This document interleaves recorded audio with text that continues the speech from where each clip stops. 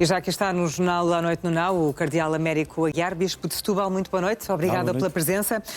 Foi aprovada esta quarta-feira aquelas alterações à lei da nacionalidade depois do Tribunal Constitucional ter considerado alguns pontos inconstitucionais. Para si é positivo que tenha sido dada esta luz verde a esta lei específica? É positivo, acima de tudo, que as pessoas saibam com o que contam. Isso é que é importante. É lógico que eu não vou pronunciar sobre os conteúdos e as alterações, mas o que é importante é que qualquer cidadão que esteja no nosso país e queira aceder à nacionalidade portuguesa saiba com o que conta, haja uma previsibilidade daquilo que é necessário. Porque o que não pode acontecer é as pessoas estarem na indefinição quanto àquilo que são os requisitos e as circunstâncias em que podem aderir ou podem solicitar a nacionalidade, neste caso portuguesa. E a outra minha preocupação de sempre é que nós respeitemos as pessoas acima de tudo, ou seja, que seja salvaguardada a situação das pessoas que estão no nosso país e que estão cá já há muito tempo ao abrigo da lei anteriormente existente e que essas situações possam ser todas resolvidas de maneira a que não haja uma legislação com efeitos retroativos que alterem as circunstâncias das pessoas que estavam já em processo de poderem adquirir a nacionalidade portuguesa. Agora, é muito importante que um país, e o nosso país de modo especial, seja claro e seja... Tenha regras e que essas regras sejam conhecidas claras. de todos. Eu acho que isso é muito importante. E é lógico que se me perguntar se eu gostaria que a votação fosse mais alargada, de maneira a estarmos todos mais confortáveis. Mais alinhados. É óbvio que sim. Agora, o que é importante nesta questão tão fundamental e tão importante da lei da nacionalidade é que qualquer cidadão que olhe para o quadro legal português saiba quais são as regras, quais são as condições, se as reúne ou não. Ponto. Cardeal Américo Aguiar, ontem foram conhecidos os dados do RASI, o Relatório Anual de Segurança Interna, relativo ao ano passado, 2025. O que veio dizer, no âmbito geral, é que houve um aumento da criminalidade geral que foi participada, mas diminuíram os crimes graves e violentos. Também houve uma diminuição dos crimes de violência doméstica, mas ainda assim morreram 27 pessoas vítimas deste crime em 2025, 21 mulheres, 2 crianças e 3 homens. Que conclusões é que se pode tirar daqui? O que é que nos deve continuar a preocupar? Olha, em primeiro lugar, uma morte que fosse seria grave, não é? E com este número, ainda mais grave é a situação. Nós não podemos baixar os braços. A segurança, sermos um país seguro, sermos uma sociedade segura, não está conquistado e fica assim para sempre. Não, é um trabalho todos os dias. E é um trabalho que começa na educação das camadas mais jovens e depois significa também o respeito por aquilo que é a presença e as ferramentas do Estado para essa mesma segurança. E eu, pessoalmente, tenho estado atento e preocupado com uma certa violência em torno dos jovens. Ou seja, nós de vez em quando somos assaltados por notícias de crimes particularmente violentos em que estão envolvidos jovens. Ainda há dias aconteceu novamente, numa circunstância muito especial, de um jovem matar outro jovem. Ou seja, esta circunstância preocupa-me. E outra, que é um fenómeno, enfim, ainda não muito português, tem a ver com a prática de crimes graves por parte de menores, utilizados por grupos, enfim, criminosos, de maneira a que esses jovens, como são jovens, ficam fora do quadro das penalizações da justiça. Ora, é um fenómeno a estar atento e é um fenómeno a acompanhar, como outros países estão a fazer, porque isso preocupa-me de um modo muito especial, ou seja, a violência em torno de jovens menores, que, enfim, ficam um bocadinho à margem da lei quando acontecem os crimes. Ainda a propósito deste Relatório Anual de Segurança Interna e relativamente aos acidentes de viação, houve mais acidentes no ano passado, mas menos vítimas mortais, e a este propósito o Primeiro-Ministro Luís Montenegro referiu-se aos acidentes de viação como uma chaga social em Portugal. Como estamos na altura da Páscoa, uma altura que é de muitas deslocações, eu sei que gosta sempre também de dar uma nota sobre este tema. Nós não podemos deixar de entender que as estradas são oportunidade de encontro das famílias, de encontro dos amigos, proporciona nós deslocarmos para os nossos trabalhos, para as nossas férias, e temos de fazer tudo o que depende de nós para que não seja uma oportunidade nem de morte, nem de violência, nem de sofrimento, que infelizmente acontece. E eu peço a todos os automobilistas, primeiro, total atenção ao que estão a fazer. Segundo, total atenção aos outros, porque às vezes as pessoas vão sossegadas no seu lugar e acabam por ser envolvidas em acidentes com os quais não têm culpa absolutamente nenhuma. Agora, quem vai fazer longas viagens. E nós na Páscoa e no Natal, no nosso país, e ainda bem pelas tradições familiares, temos o hábito de norte para o sul, do interior para o litoral, os encontros de família, as refeições um bocadinho mais do que o normal, porventura até bebidas alcoólicas um bocadinho mais que o normal. Ora, isso são tudo condicionantes que podem levar ao desastre, ao acidente e à morte. Por isso eu peço, e suplico e rezo para que todos os automobilistas tenham isso em consideração, para que as estradas sejam a oportunidade de encontro e não uma circunstância de morte nem de luto para as famílias. Nós já estamos no primeiro dia de abril, estamos a pouco mais de 2 meses do início do verão.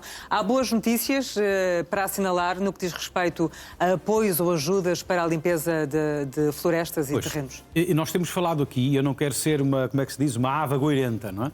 Nós temos falado aqui que se o verão for rigoroso, com as matas destruídas em certos pontos do país pela Cristina e pelos outros fenómenos atmosféricos, as matas destruídas, não limpas, o verão está a apertar, os ventos estão a soprar, nós podemos ter aqui um cocktail Molotov. Ou seja, nós podemos ter aqui uma situação muitíssimo grave no verão e nos incêndios. E nós estamos a ver imagens, é a partilha de uma informação ajuda que o Sr. Primeiro-Ministro faz do apoio europeu, 250 milhões para recuperar as nossas florestas. Mas há aqui um pormenor muito importante, tem a ver com o cidadão resiliente, ou seja, o que é que eu, cidadão, posso fazer no que me diz respeito às minhas propriedades, às minhas florestas, para tentar salvaguardar e preparar o verão que aí vem. Agora, também já dissemos aqui, o cidadão sente-se, porventura, por muitas vezes, impotente perante aquilo que significa os prazos de limpeza das matas. Porque, assim, há pessoas que têm dinheiro e não existem empresas para limpar.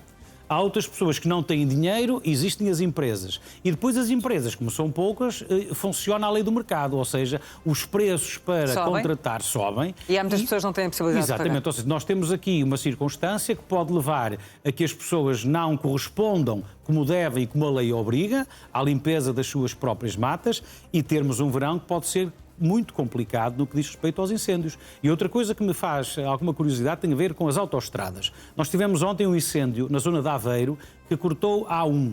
E eu pergunto-me também se, porventura, as regras que existem, que eu não conheço, de que significa as concessionárias tratarem das florestas que ficam à margem das autoestradas, se, porventura, também não é preciso refletir sobre os metros de segurança e de distância, porque, quando foi das intempéries, as árvores caíram para o meio da autoestrada.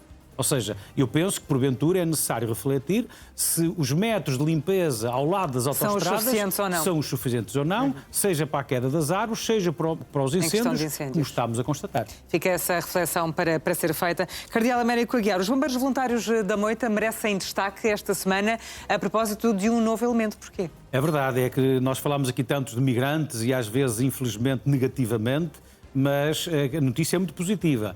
É a primeira vez que um cidadão nepalês presta juramento como bombeiro voluntário no nosso país. Aliás, até o próprio embaixador do Nepal esteve presente na Moita e é muito significativo. Aliás, nós encontramos nos nossos bombeiros voluntários cidadãos de muitos países, mas esta é a primeira vez que o nepalês, que é uma nacionalidade que nos vamos habituando muito a encontrar, e ainda bem, faz este juramento.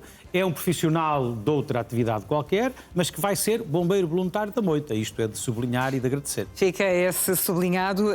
Relativamente a apoios de santuário para santuário, neste caso de Almada para a Ucrânia, o que é que aconteceu nesse âmbito? É verdade, nós tivemos um pedido de apoio. Eu não sei, eu peço desculpa aos telespectadores, eu não sei dizer o nome do santuário, que é uma palavra muito... É ucraniano. Exatamente, é na Ucrânia. E é um santuário... Os espectadores percebem. Exatamente, é um santuário dos nossos irmãos da Igreja Ortodoxa Ucraniana, que estavam com problemas, por causa da guerra, de manter a eletricidade, manter os aquecimentos, manter a iluminação, e pediram ajuda, e o Santuário de Cristo Rei foi em ajuda. Aqui está o gerador, foi possível providenciar para que este santuário pudesse acolher os peregrinos e pudesse ter os cortes de eletricidade e de aquecimento resolvidos com esta partilha.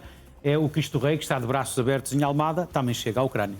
Estamos quase na reta final deste seu espaço, mas queria ouvi-lo a propósito de uma procissão que não acontece há 50 anos. Porquê? É verdade, em Setúbal, a procissão do Senhor dos Passos, que acontece... Não acontecia.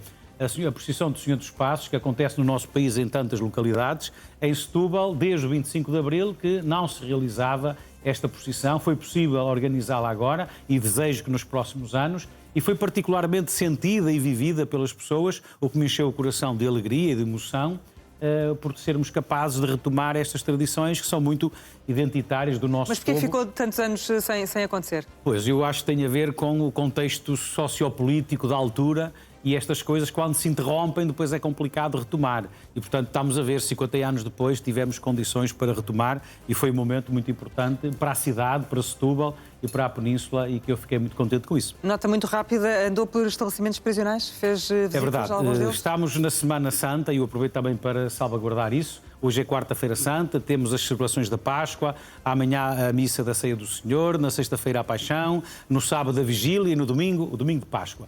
E eu fui visitar e tenho visitado os estabelecimentos prisionais e peço que a todos os meus concidadãos, os nossos concidadãos, que tenhamos alguma compaixão pelos presos. Eu entendo que qualquer cidadão acha que os presos devem estar a sofrer porque cometeram crimes e estão a cumprir uma pena. Mas nós não nos podemos esquecer que um preso deve estar limitado na liberdade e não na dignidade.